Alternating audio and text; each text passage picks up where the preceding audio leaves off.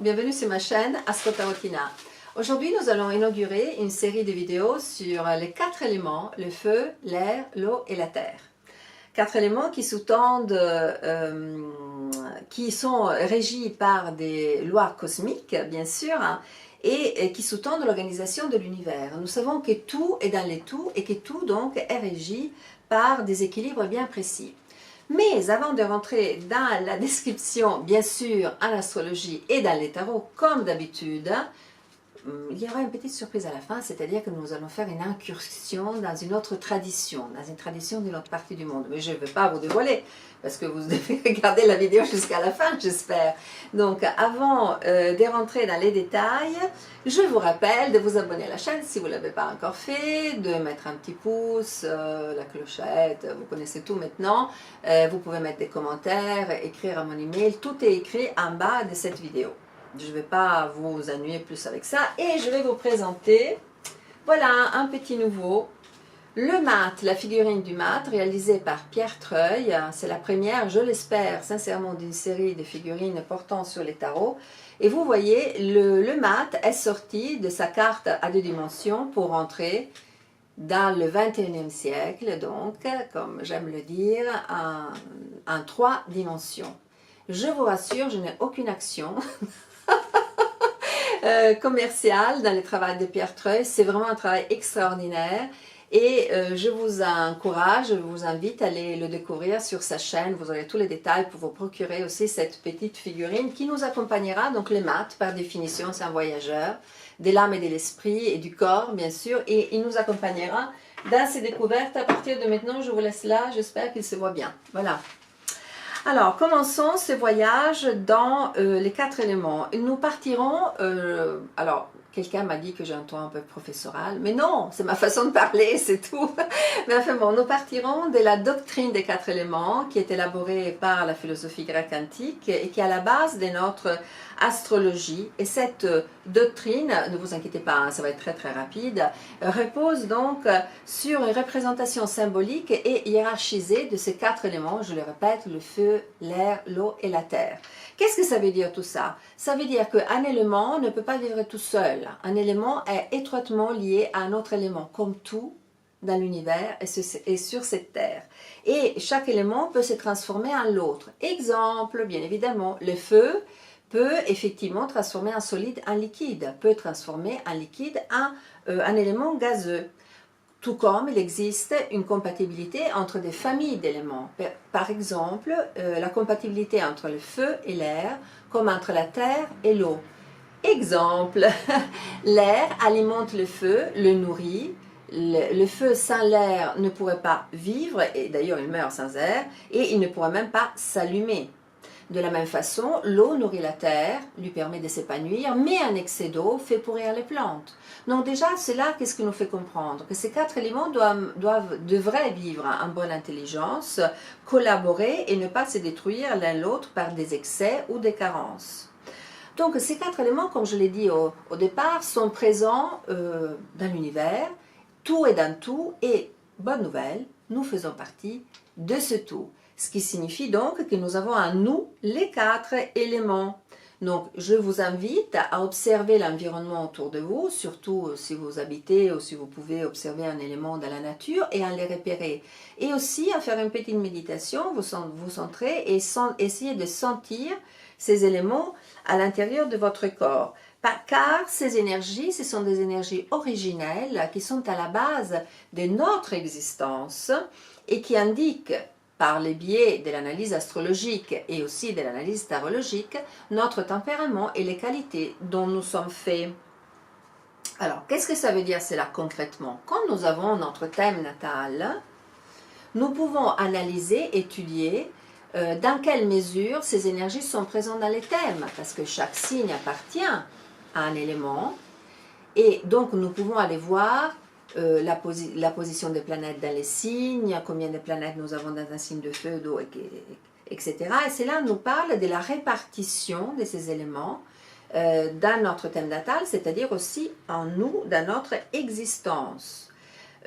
Donc par exemple, on pourra détecter dans certains thèmes un certain équilibre des 4 éléments, dans d'autres thèmes une carence, carrément une absence d'un élément, dans d'autres thèmes encore un excès d'un autre élément.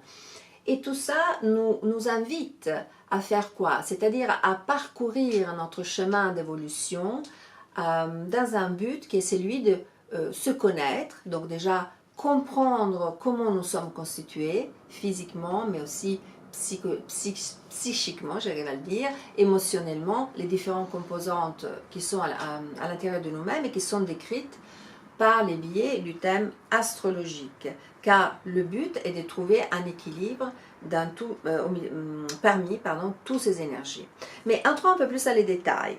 Donc les 4 éléments, nous avons dit, sont le feu qui indique la passion, l'enthousiasme, le dynamisme, l'initiative, l'air, la curiosité, la capacité de communication, l'intellect, l'eau, bien sûr la sensibilité, l'imagination, l'intuition, les émotions, et la terre, la stabilité, le pragmatisme, la fiabilité, la persévérance. Et nous allons nous focaliser, donc comme je l'avais dit, sur le feu. Le voilà, le feu, petit triangle qui pointe son nez vers le haut. Le feu donc symbolise l'énergie, la passion, la créativité, est associé à la volonté et à la transformation. Pourquoi? Parce que le feu modifie quoi? La forme des objets. L'homme le connaît depuis des temps immémoriaux et depuis toujours, le feu nous transmet toujours cet aspect de chaleur, il est irrésistible, il est attirant, il est, comment dirais-je, il est spontané, impulsif, il y a quelque chose qui nous prend aux tripes, si je peux utiliser cette expression française. Il développe notre imagination et par son intensité, par ses couleurs, il suffit de se rappeler ou de s'imaginer comment on se sent quand on observe par exemple un feu dans une cheminée. Et là vous retrouverez les impressions même primordiales que nos ancêtres ont dû ressentir à la découverte du feu et même à l'utilisation après du feu. Alors vous savez que j'aime bien aller chercher un peu du côté de la mythologie, donc le feu est présent dans beaucoup d'histoires, beaucoup de légendes, et moi j'aimerais bien vous parler aujourd'hui, toujours très succinctement, parce que après si ça vous intéresse, ça ce sont des pistes, si ça vous intéresse, allez approfondir tout seul, bien sûr, toute seule. Voilà, donc j'aimerais vous parler de façon succincte de Prométhée et de Vesta. Bon, Prométhée est un titan, nous le savons, et c'est le titan qui a dérobé le feu sacré de l'Olympe pour en faire don aux hommes. Alors, je ne vous raconte pas toute l'histoire, parce que, voilà, les vidéos, je ne veux pas qu'elles soient trop longues. Mais effectivement, Zeus le punit, parce que c'était le feu sacré qui a été dérobé, et le punit avec un châtiment terrible, c'est-à-dire il enchaîne un rocher du mont Caucase, et tous les jours, il y a un aigle qui vient, qui bouffe son foie, le foie qui la nuit repousse. Terrible en soi. Donc, et il sera libéré, Prométhée, lors de l'un des 12 travaux d'Hercule, d'Héraclès, et qui plus est, Prométhée recevra un don, l'immortalité par le centaure Chiron.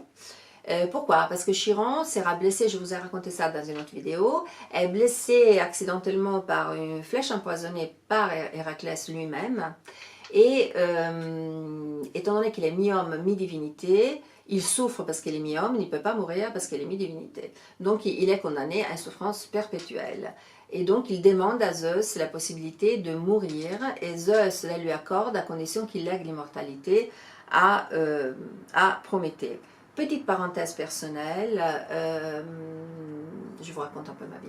Cet été, je suis allée en Grèce, entre autres, et j'ai passé quelques jours sur le mont Pélion, qui est, selon la légende, la mythologie, est le mont, c'est une péninsule dans la mer, entre la mer Méditerranéenne et la mer Égée, à mi-chemin entre Thessalonique et Volos, à Volos, entre Thessalonique et Athènes, et c'est donc un promontoire dans la mer très haut, qui arrive jusqu'à 1300-1400 mètres, où la légende dit que vivait Chiron, donc le centaure Chiron.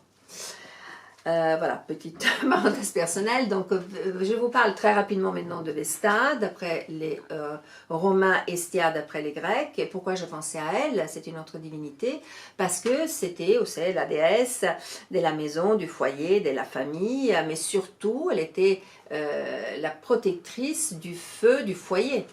Vous voyez?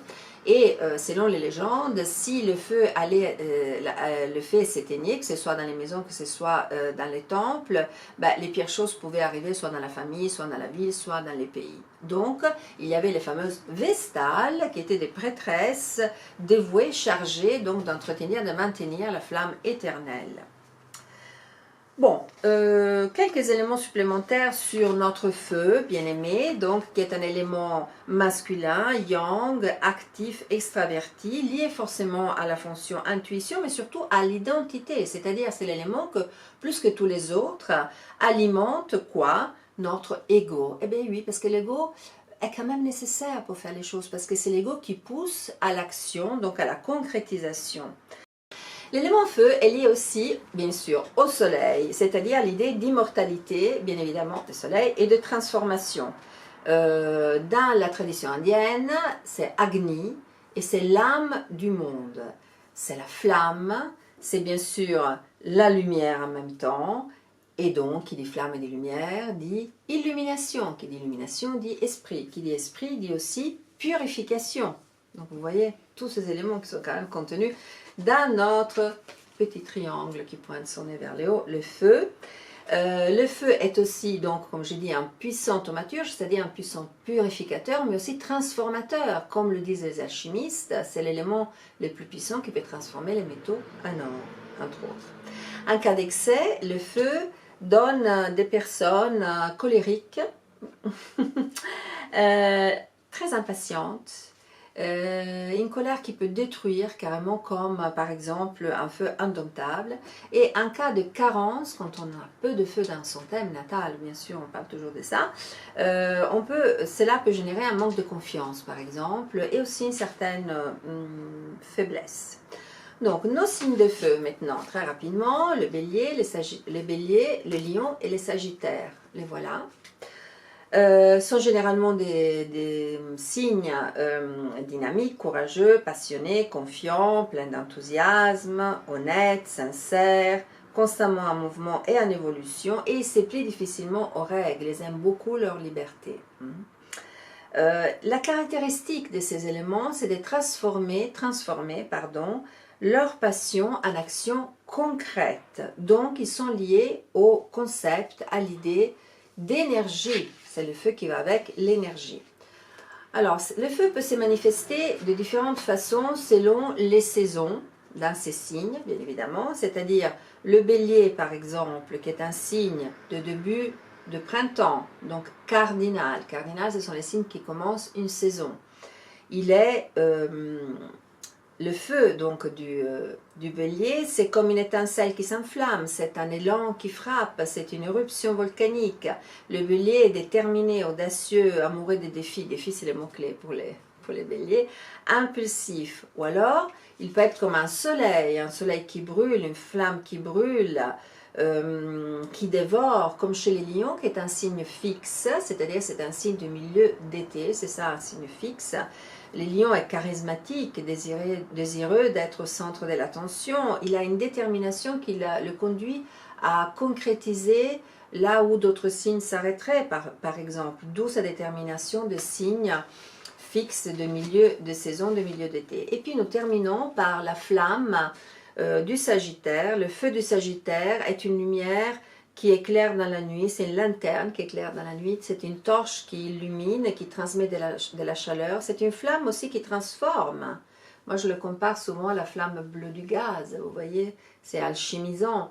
Et c'est un signe, le Sagittaire, mutable, de fin d'automne, c'est-à-dire il aime les changements, donc il est aventureux, optimiste, et il aime voyager, il aime le mouvement, le voyage, il aime découvrir le monde.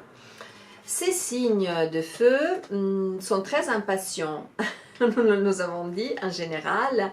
Et donc, disons qu'avec les signes d'eau et les signes de terre, ils ont quelques difficultés parce que soit ils sont trop émotifs, soit ils sont trop sensibles, les signes d'eau par exemple, soit ils sont trop prudents, trop lents ou lourds comme les signes de terre. Bon, bien sûr, je suis toujours dans la caricature, hein, c'est pour vous transmettre les points essentiels. Donc, ils ont plus d'affinité avec les signes d'air parce que, comme je l'ai déjà dit, l'air alimente le feu, l'enthousiasme, le feu vivre. Mais souvent, le feu est débordant pour les signes d'air, c'est-à-dire que l'impatience du feu, son côté un peu direct, peut mettre à dure épreuve les systèmes nerveux fragiles des signes d'air. Le véritable problème du feu, en tout cas des signes de feu, c'est la stabilité, c'est-à-dire tout ce qui est quotidien, ordinaire, ça les ennuie. Donc, c'est vrai que les signes d'air peuvent les aider, les signes, excusez-moi, des terres peuvent les aider à s'ancrer, s'enraciner, trouver une stabilité, fixer des limites, diriger leur énergie vers leur but. Et passons maintenant rapidement au tarot de Marseille, parce que les 4 éléments, feu, air, eau et terre, sont bien présents dans les tarots de Marseille. Ils sont présents dans tous les arcanes majeurs. Tous les arcanes majeurs, sans exception, nous pouvons retrouver les 4 éléments. Bon, je ne l'ai pas préparé, mais je le cherche. Voilà. Celui, on le détecte vraiment très bien, c'est les battleurs. Vous voyez que sur la table, vous avez des coupes qui représentent l'eau, des deniers qui représentent la terre. Dans la main, il a un bâton qui représente l'élément feu et des épées, voilà, c'est-à-dire un couteau, des épées qui représentent l'élément air. Mais nous ne parlerons pas forcément des arcanes majeures, nous allons rapidement regarder les arcanes mineurs. On les a beaucoup moins décrits jusqu'à maintenant. Donc les 56 arcanes mineurs, 16 honneurs et 40 numérales, de 1 à 10, qui appartiennent, comme je viens de le dire, aux quatre couleurs. Le bâton que nous allons analyser maintenant qui représente le feu, les coupes qui représentent l'eau, les épées qui représentent l'air et pour finir les deniers qui représentent la terre. Et voilà, je vous montre. Voilà, ça ce sont les honneurs, c'est-à-dire le valet, la reine, les rois et le cavalier de bâton. Et ça c'est le numéral, voilà, de bâton de 1 à 10. Et qu'est-ce qu'il nous représente, l'élément, la couleur bâton? Ben, justement le feu, c'est-à-dire l'activité, l'action, l'initiative, la créativité, l'énergie vitale sexuelle, aussi la gestion de la libido, bien sûr. Et puis, comme c'est l'action, le travail, le business, il nous indique comment, par exemple, nous gagnons notre argent.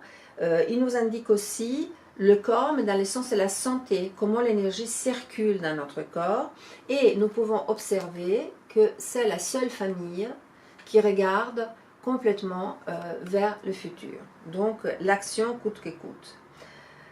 Et pour terminer, comme je vous l'avais anticipé, nous allons faire un petit tour dans une autre tradition, c'est-à-dire nous allons voir dans la tradition indienne et nous allons voir ce que l'Ayurveda nous dit de l'élément feu. Ayurveda, c'est une médecine traditionnelle très ancienne, indienne. Ayurveda signifie la science de la vie, ça vient du mot Ayur qui signifie Ayus, Ayur qui signifie vie et Veda qui signifie connaissance, donc c'est la science de la vie.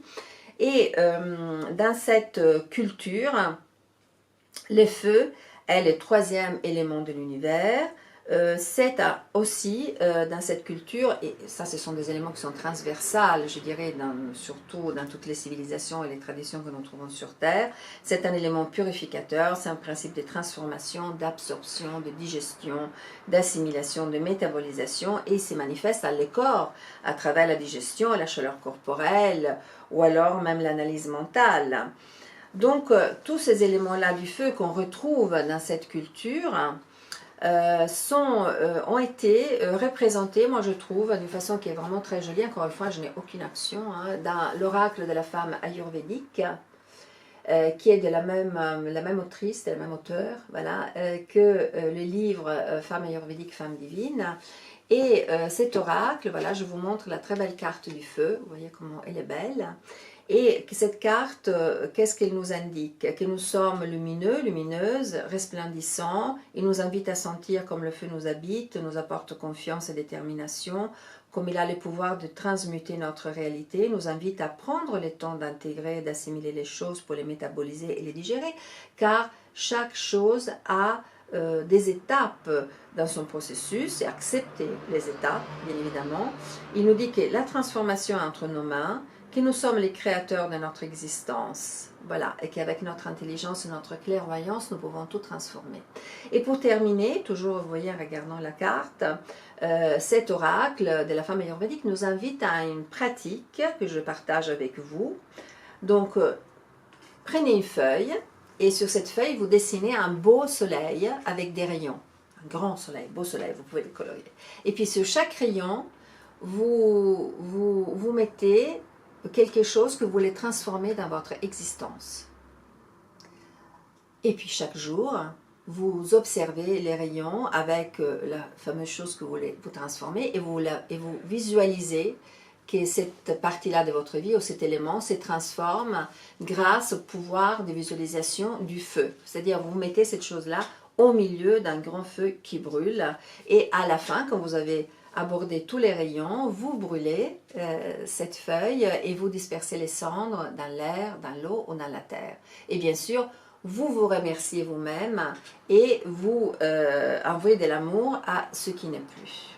Et vous, pour terminer, voilà, je vous laisse avec une question. Et toi, par quel feu es-tu attiré? Voilà, merci d'avoir passé ces quelques minutes de votre temps avec moi. Je vous invite à vous abonner à la chaîne si vous n'êtes pas encore abonné, à mettre un pouce, à activer la petite clochette des notifications, à aussi aller visiter les pages Instagram qui portent le même nom, Astro Tarotina. Vous pouvez écrire un commentaire en bas, je réponds à tout le monde. Et si vous avez...